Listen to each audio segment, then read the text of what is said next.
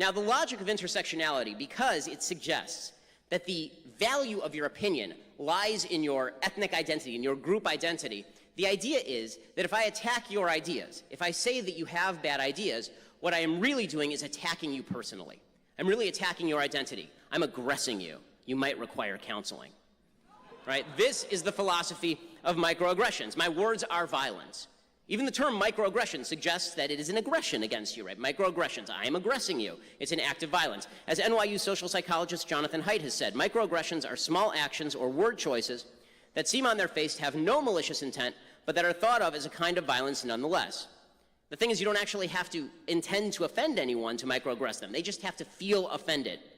And the thing is that microaggressions are actual violence. This is why you see the dolts outside shouting that speech is violence, because they think that I'm actually doing them violence when they don't hear me.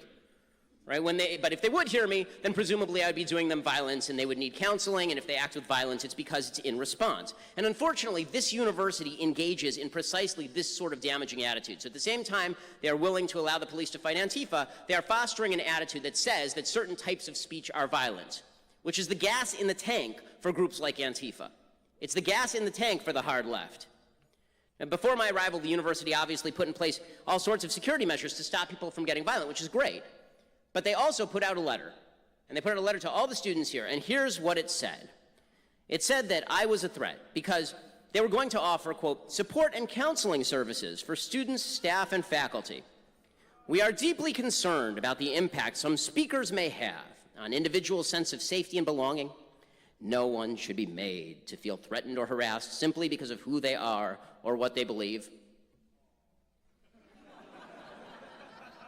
For that reason, the following support services are being offered and encouraged, and they offer employee support services and student support services. You see, I'm attacking your identity if we disagree about politics, and you may require counseling. By the way, just side note, if you require counseling because of this speech, let me suggest to you that it was a mistake for you to have foregone psychiatric treatment long ago.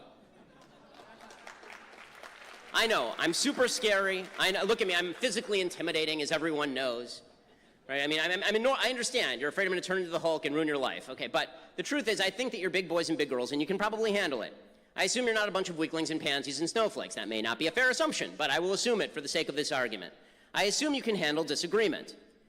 If, in fact, you cannot handle disagreement, you are making your life harder, and you're making your life worse, and you are making the country worse. You're driving political polarization by failing to engage on